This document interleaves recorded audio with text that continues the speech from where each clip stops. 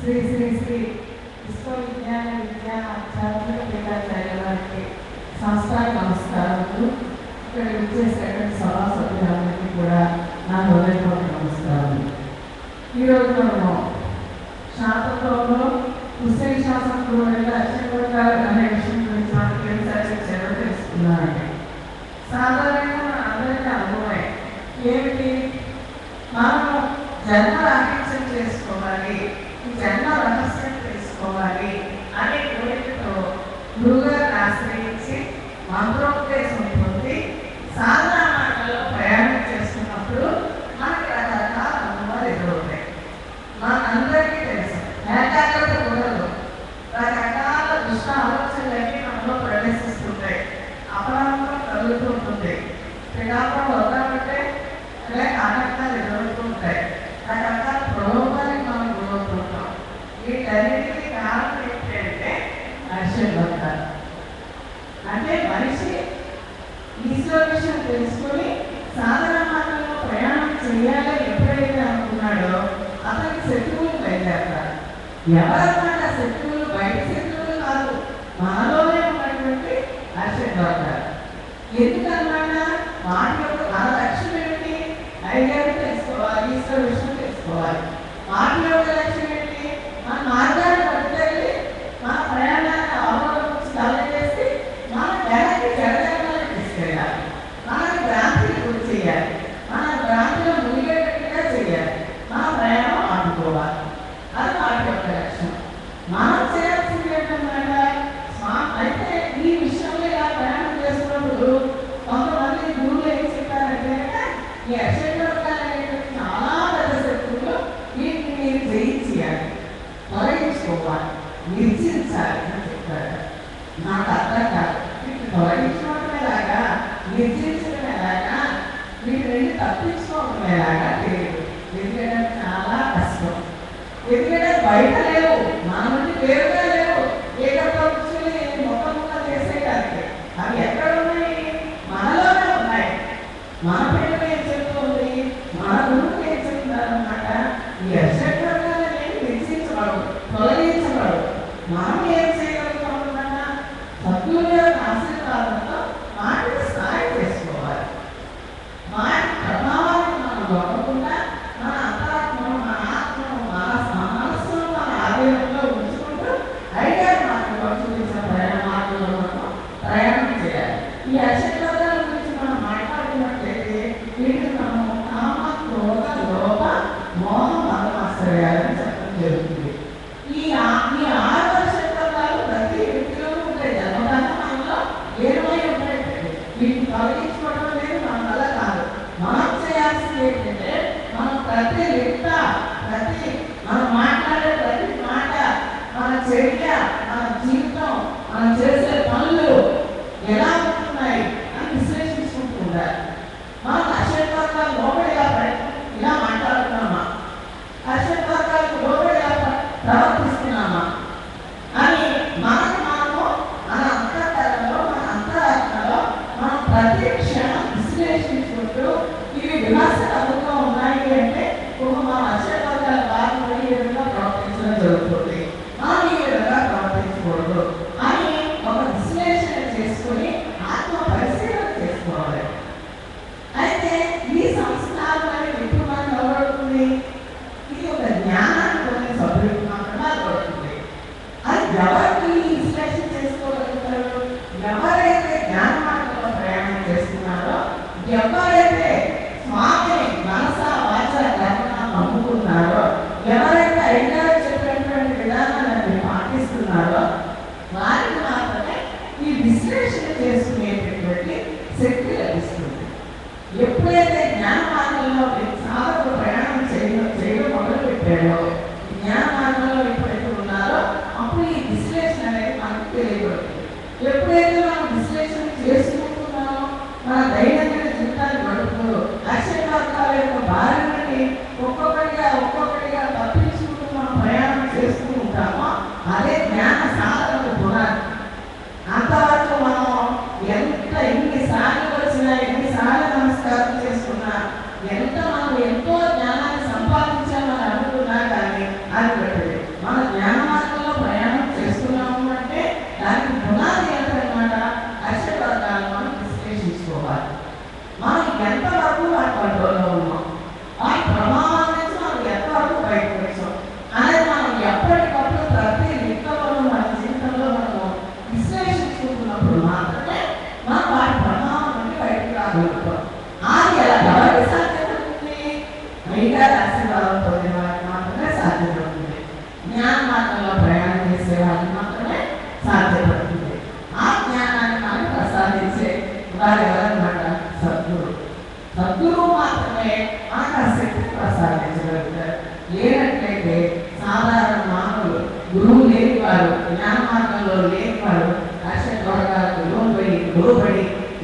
నశించిపోతారు, నశించిపోతారు, తిరిగి జన్మకి వెళ్ళిపోతారు.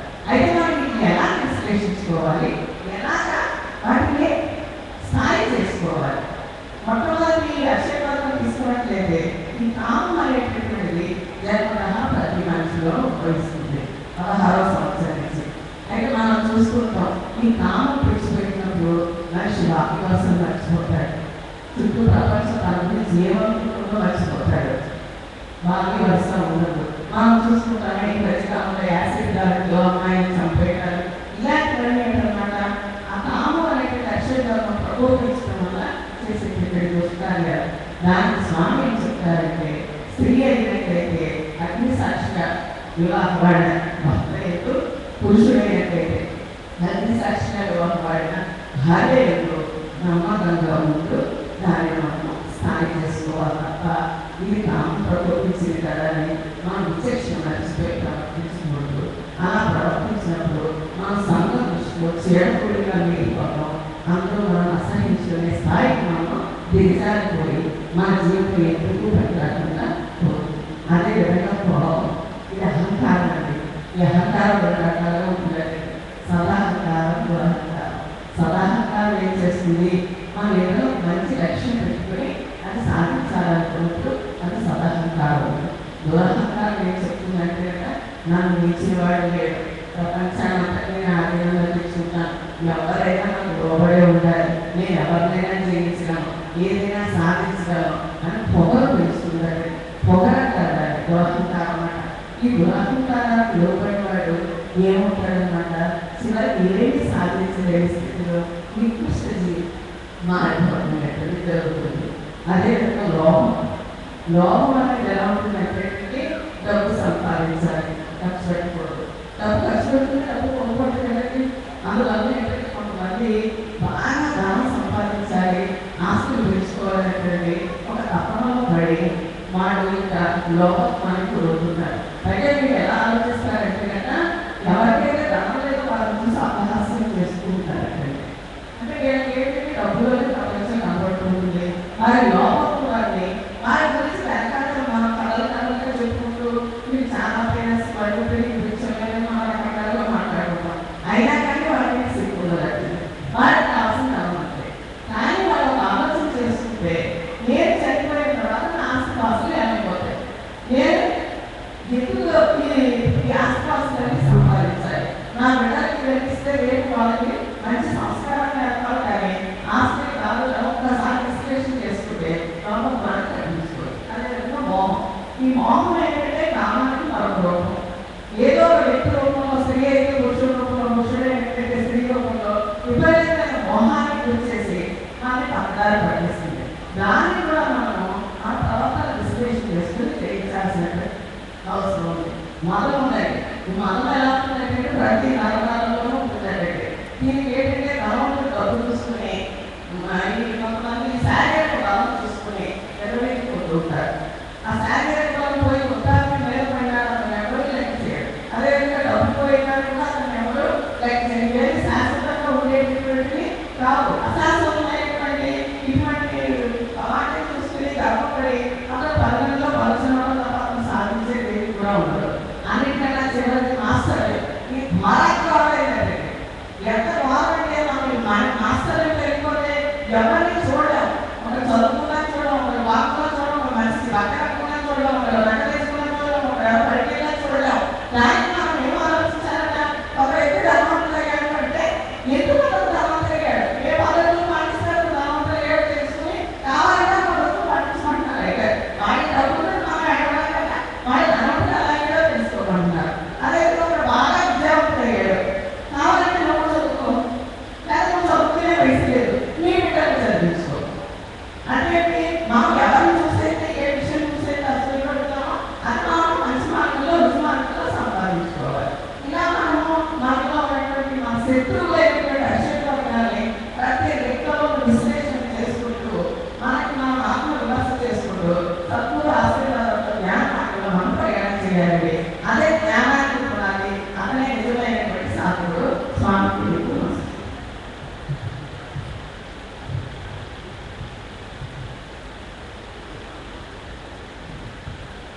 సాధకుడు జ్ఞాన మార్గంలో ప్రయాణించేటప్పుడు అక్షరాలు ప్రబోధించి మానవుడు నాశనానికి దారి అని సత్తులు ప్రబోధిత జ్ఞాన మార్గంలో అక్షరాలను సాయం చేసుకుని ఆత్మజ్ఞానంగా పరిణామం చెంది ముఖ్య పొందగలని చెప్పి చక్కగా వ్యవహరించేటటువంటి పవన్ గారి సందర్భంలో అభినందనలు. ఇప్పుడు శ్రీ ఎస్ఎల్కే ప్రసాదరావు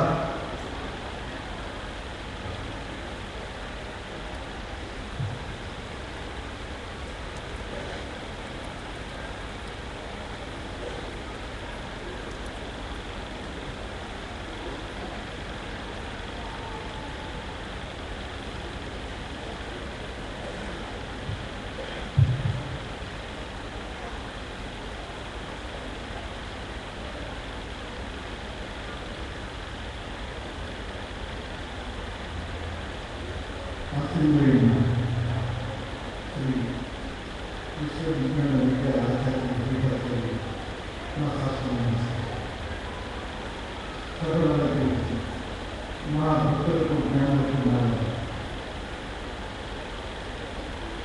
శ్రీ నవీన కవీష చిత్తంలో ఆ మదశాలను నిర్వహించి ఆ హసన్యాలను అంజలి జరిగింది అహైర్యులు నదినది యాంజావలీయులు కలుగయ్య తీర్చి మొయిదీ పాఠాలను ముట్టిపోయి అమెరికాలను ఉన్నతి నిలిపించి ఇస్రేషా సభ్యులు విజయించి పరబ్రహ్మ మొయిదీ భాష పాదపద్మములకు ప్రణామములు చేసి మా గురువులేని పుణ్యం పలుకారు యువత విజ్ఞాన విద్యస క్రీడవచ్చు యువపురుష విశ్లేషణలు హృదయవచ్చు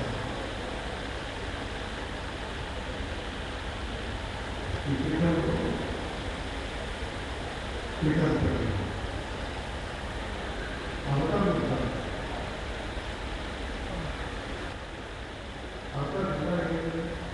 అవతరణ అవసరం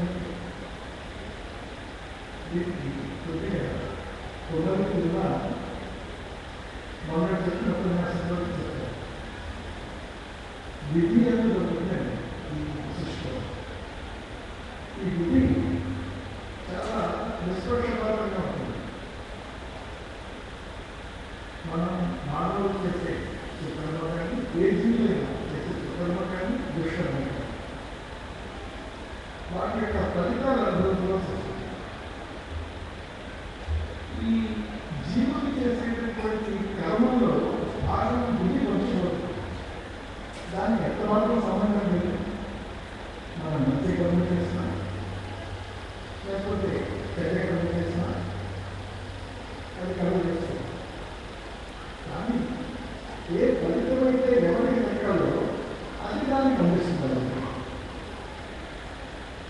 సృష్టిలో సాగిపోతున్నప్పుడు మంచి పురస్కారం కలిగినప్పుడు సత్యసాధి కలిగినప్పుడు చెడ్డ ఆ విధంగా శిక్ష కలిగినప్పుడు రాకపోతున్నారు. మరి ఎంత శ్రద్ధగా వెళ్ళిపోవాలంటారు అవతారం రావాల్సిన అవసరం ఉంది దీంట్లో అని మనం ఆలోచించినట్లయితే ఒక కాలం ఉండేటువంటి అవతారానికి కారణం ఏమన్నారంటే అభిప్రాయాన్ని సాధున్నాం వినాశానికి దృష్టిస్తాం ధర్మ సంస్కార ప్రారంభాయ సంభవాన్ని వివేది. ఎప్పుడైతే ఈ పాపలు విరిగిపోయి శిక్షలు ఎక్కువైపోయి పుణ్యం తీసుకోవడం తక్కువైపోయి సుఖంగా తీసుకోవడం తక్కువైపోయినప్పుడు ఆ బ్యాలెన్స్ మళ్ళీ సరి చేయడానికి సమతూకంగా అవ్వడానికి నేను ఆలోచిస్తున్నానయా అన్నది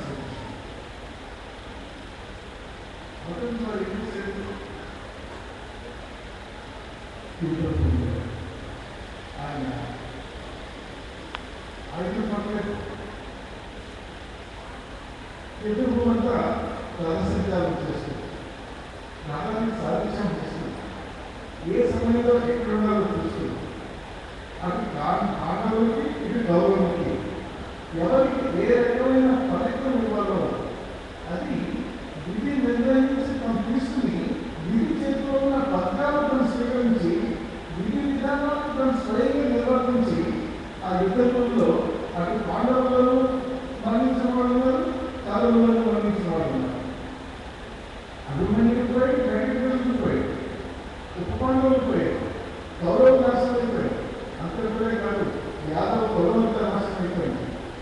ఇంకేంటంటే ఆయన తలపెట్టిన కారణం ఏంటంటే ఈ మానవ విధానం లేనటువంటి ప్రపంచం ఎవరు బలవంతంగా వచ్చి వాడి మీద కూర్చుని ఆ సామ్రాజ్యం చేసే పరిస్థితి లేకుండా చేయాలని మొత్తం అంతా శాంతిగా కట్టేసి ఆయన మా అవకాశాలకు వెళ్ళారు. ఇప్పుడు ఈ విషయం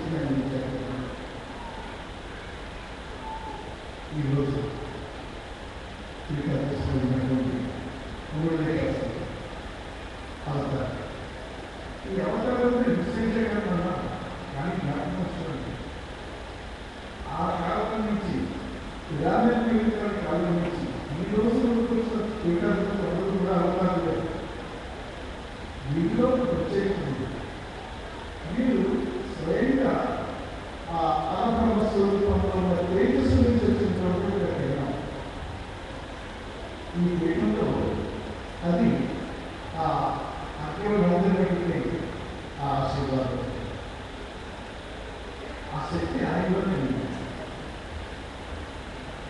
అక్కడి నుంచి ఆయన వచ్చే కనుక పరబ్రహ్మ స్వరూపంలో కాలము అన్నది లేదు కనుక కాలమున్నది విడిపోయినటువంటి తేజస్సులో ఓంకారంలో విడుదలైంది కనుక ఆ ఓంకారమే సృష్టి అయింది కనుక సృష్టిలో కాలమే కానీ పరబ్రహ్మ స్వరూపంలో కాలం లేదు. ఆయన పరబ్రహ్మ స్వరూపం నుంచి వచ్చిన వ్యక్తిత్వం. అందుకని ఆయన కాలానికి అధికంగా ఉన్నారు. మొన్న ఒక ఉదాహరణ చెప్పండి. ఒక సెలయేరు ప్రవహిస్తుంది, కాలంలో సెలయేరు ప్రవహిస్తుంది. దాంట్లో చంద్రబింబం దాన్ని ప్రతిబింబించి దాన్ని చూడగలుగుతున్నాం. దాంట్లో చంద్రుడి యొక్క కిరణాలు దాంట్లో పడి మనకి ఆ ప్రతిబింబం కనిపిస్తుంది. ఇప్పుడు ఆ చంద్రబింబం కదులుతున్నట్టు మనకు కనిపిస్తుంది. సెలయేరులో ఉన్నటువంటి ఆ అలలు తరంగాలు కదా అది కూడా కదులుతున్నట్టు కనిపిస్తుంది. కానీ నిజానికి ఆ సెలయేరులో ఉన్న నీళ్లు కదులుతున్నాయి కానీ అందులో ఉన్నటువంటి ఆ తేజస్సు కదలడం లేదు. ఆ తేజస్సు ఆ సెలయేరుకి అతీతంగా ఉంది. సెలయేరులో ఉన్నటువంటి నీళ్లు ఆ బింబాలను నొట్టుకోలేవు, దాన్ని తడి కూడా చేయలేవు. అదేవిధంగా ఆ స్వామి అక్కడ ఉంది, మనలో ముఖ్యంగా ఉంది. మనతో పాటు వయసు వస్తున్నట్టు, మనతో పాటు కష్టాలు ఇవన్నీ కనిపిస్తాయి కానీ కాలంలో మనల్ని చూడడం కానీ మనకు ఎలా కనిపిస్తుంది కానీ వాళ్ళు వీటన్నిటికీ అతీతంగా ఉంటారు. కాలానికి అతీతంగా ఉంటారు కనుక మరి వారి ఆటకి కారణం ఏంటి? వాళ్ళు ఎందుకు వచ్చారు ఈ సమయంలో అన్నట్టయితే వాళ్ళు చేయవలసిన పనులు విధి సక్రమంగా వెళ్ళడం లేదు. ఈ విధిని తన విధి కాలానికి వదిలేసినట్టయితే ఏం జరుగుతుందంటే మనం జ్ఞానం జరుగులాగా ఆ సంస్థలు తీసుకుంటూ దాంట్లో ఉన్నటువంటి మనం ఉద్యోగాలు తీసుకుంటూ పిల్లలు చూసుకుంటూ ఆరోగ్యాలు అనారోగ్యాలు చదువుకుంటూ కష్టం వచ్చినప్పుడు స్వామి అని మన దగ్గర నుంచి వాళ్ళు నిర్వహించుకుని ఆ ఆపద కలిగించుకుని తిరిగి మనం జాగ్రత్త పడిపోయి ఇరుక్కు ఉండేవాళ్ళు కానీ ఇంతకన్నా ముందు పడగలిగేవాళ్ళు కాదు. వాళ్ళు నిర్వహించవలసిన కారణం ఏంటంటే విద్యార్థులు చెప్పారు, ఈ మతం అంటే బుద్ధవాసులు స్వీకరించింది. ఎందుకంటే ఈ పీఠాన్ని మొదటి సుధాంశాల వరకు పీఠం వలరాలి రంజులు అనేది అది అఖండితంగా వస్తున్నారు. ఈ పనులు జరగవలసింది. ఈ పనులు జరగాలంటే మనం నిర్వహించలేక లేదు. అందుకని వాళ్ళు ఏం చేస్తే వాళ్ళ కాలానికి ప్రత్యేకంగా ఉన్నాయి కనుక వాళ్ళు దృష్టిలో చూసినప్పుడు ఈ కాలంలో సంకీర్ణాలు బంధించబడలేదు. ప్రపంచంలో అనేక విషయాలు అనేక భూతకాలంలో వర్తమాన కాలంలో జరుగుతూ ఉంటాయి, భవిష్యత్తులో అవసరం ఉంటాయి. కానీ కాలానికి అతీతంగా వారి దృష్టిలో చూసినప్పుడు ఇది కొన్ని ఫోటో కార్డ్స్ కింద ఆ దృశ్యాలన్నీ కూడా అలా ఆ ప్యాకింగ్ అవుతున్నారు, కూర్చొని ఉన్నాయి. వారు కాలానికి అతీతంగా ఉన్నారు కనుక ఈ ఫోటో కార్డ్స్ ని ముందు కనుక మార్చగల సమర్థులనే. ఉదాహరణ చూడండి, శ్రీకృష్ణుడు తన గురువైనటువంటి శాంతికుడు తనయుడు అనేక సంవత్సరాలకు మరణించుకుని సజీవంగా తిరిగి తీసుకెళ్ళింది. ఎలాంటి తీసుకురాలి అంటే ఆ భూతకాలంలో వెళ్ళి అది వర్తమానం చేశారు.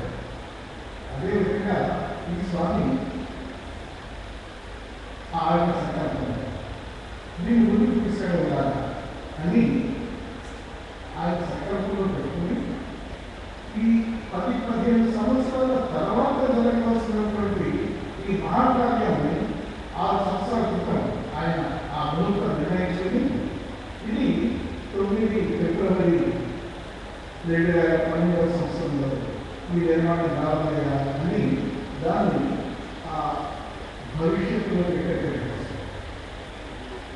ఆ భవిష్యత్తు పెట్టింది కాలక్రమంలో వర్తమానంలో కావాలి మనం చెప్పారు అయినా నా సంకల్పం ఉంది తర్కాలు పెట్టి ఆ భవిష్యత్తులో ఉన్నటువంటి ఆ భవన సదుపాయాన్ని ఈ వర్తమానంలోకి లాగండి అని చెప్పినప్పుడు 6 సంవత్సరాలుగా దాని నుంచి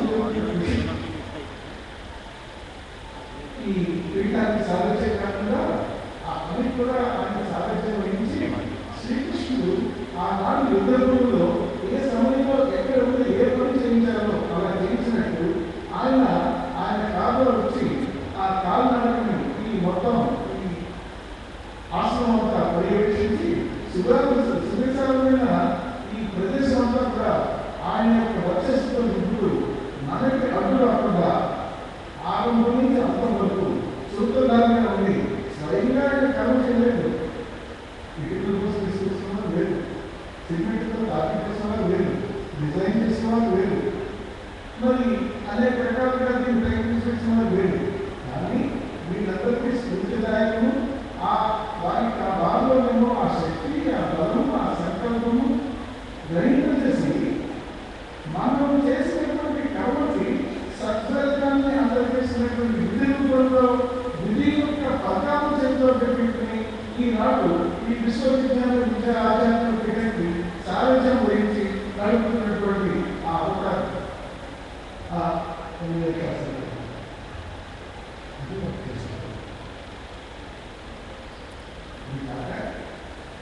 వాళ్ళందరికీ ఇంకా చాలా ఉంది. భవన సదుపాయం అంటే ముందుకు తీసుకుంది. వాళ్ళు క్రీడాంకుల ఆదిలో గుణాభిషేకానికి వారి ముత్తాత గుణాభిషేకానికి కావాలి కానీ వారి తాతగా కుశేఖర కాలంలో కానీ మహాభారతాలు లేవు. శాస్త్రి గారు రాజబాబు సీతామోక్ష గారు ఎంతమందిలో కూడా కాలంలో కుశేఖర కాలంలో కూడా ఒక వాళ్ళ దగ్గరికి ఇచ్చేటప్పటికి ఒక సీతామోక్ష గారు మిగిలిపోయారు. కొంతకాలానికి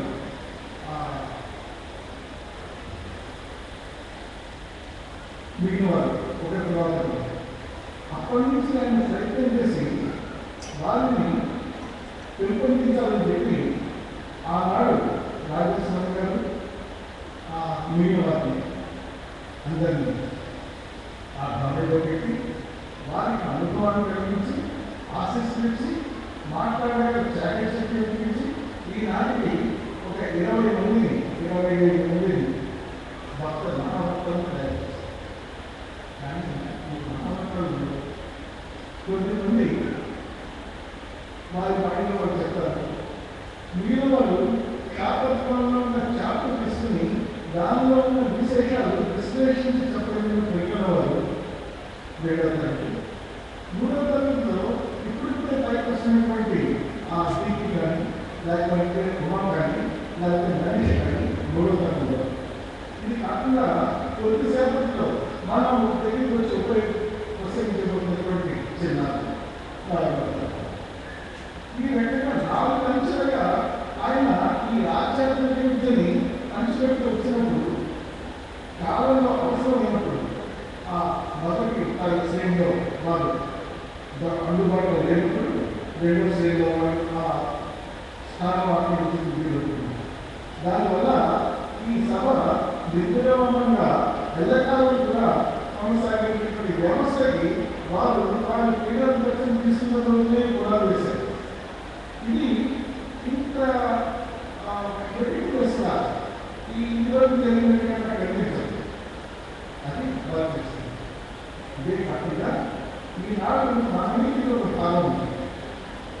ఏ సామెతలు అయితే సాధన చేసి అనేక విషయాలు చేసి ఎక్కడున్నామో ఎక్కడికి వెళ్తున్నామో తెలియనటువంటి పరిస్థితుల్లో ఉన్నప్పుడు ఆ దారిలో ప్రయాణం చేసినటువంటి సాధకులు ఆ గురువంతుని వాడినటువంటి శిష్యులు వారిని పిలిచి వారికి తెలియజేయవలసిన అవసరం ఉంది.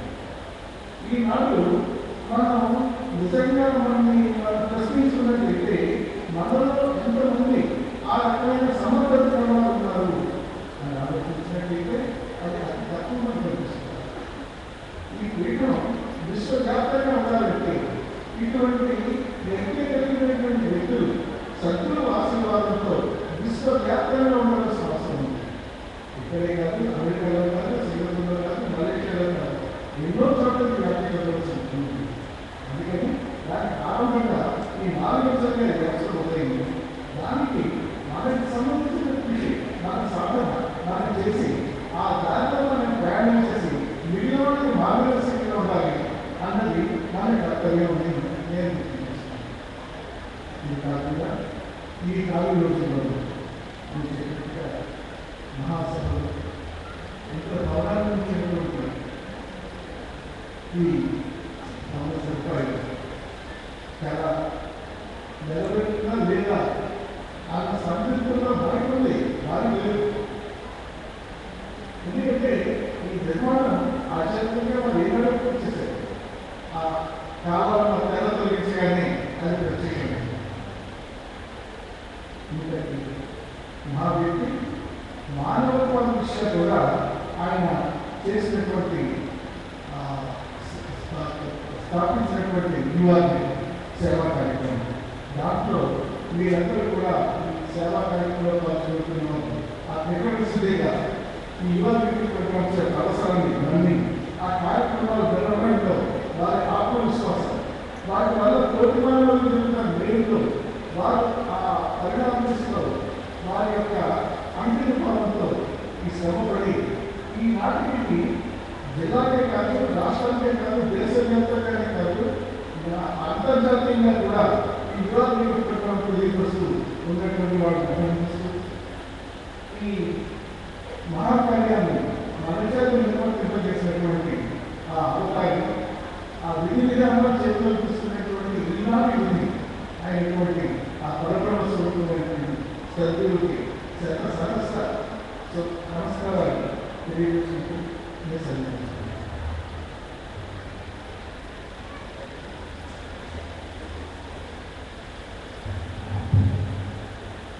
శ్రీ ఎస్ఎల్కే ప్రసాదరావు గారు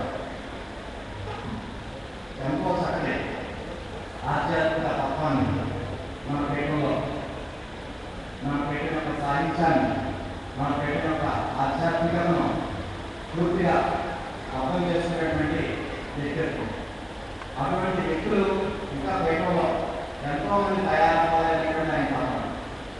ఆ విధంగా అయినప్పుడు మాత్రమే ఇది కేవలం విశ్వవ్యాప్తం అవుతుందని చెప్పి, అదేవిధంగా పేటాలు ఎప్పుడో ఈ యొక్క నిర్మాణాన్ని వారు చేసేస్తారని చెప్పి ఆ యొక్క తెర తీసి ఆ మన చేత ఆ కార్యక్రమం నిర్వహింప చేశారని చెప్పి ఉండాలి. ద్వారా అనేక సామాజిక కార్యక్రమాలు నిర్వహింప చేస్తున్నారని చెప్పి చాలా చక్కని విషయాలు తెలియజేసినటువంటి శ్రీ ఎస్ఎల్కే ప్రసాదరావు గారికి మన సంతరణ హృదయం.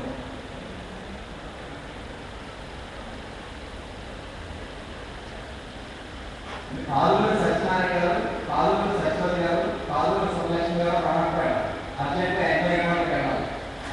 కాలువూరి సత్యనారాయణ గారు, కాలువూరి సత్యవతి గారు, కాలువూరి సుబ్బలక్ష్మి గారు రామపేట అర్జెంట్ ఎంప్లాయ్మెంట్ వెళ్ళాలి.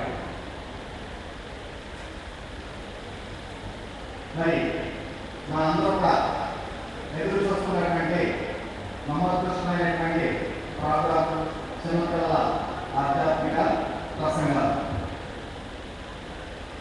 కోట బాలాజీ శ్రీరామ్, సనాత్ శ్రీనివాస్ రేణుగుంట.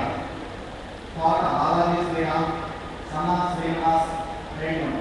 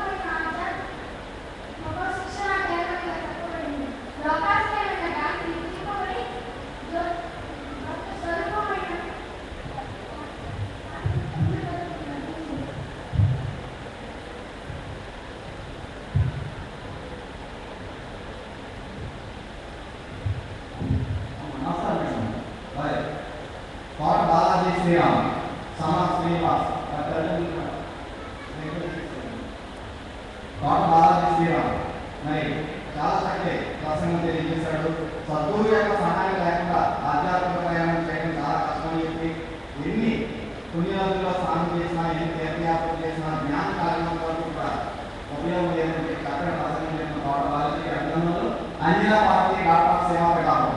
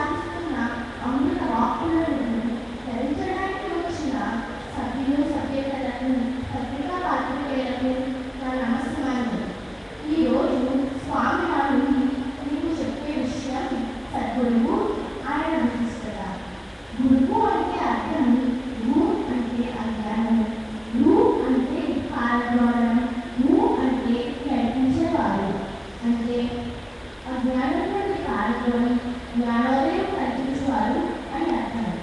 ఎవరి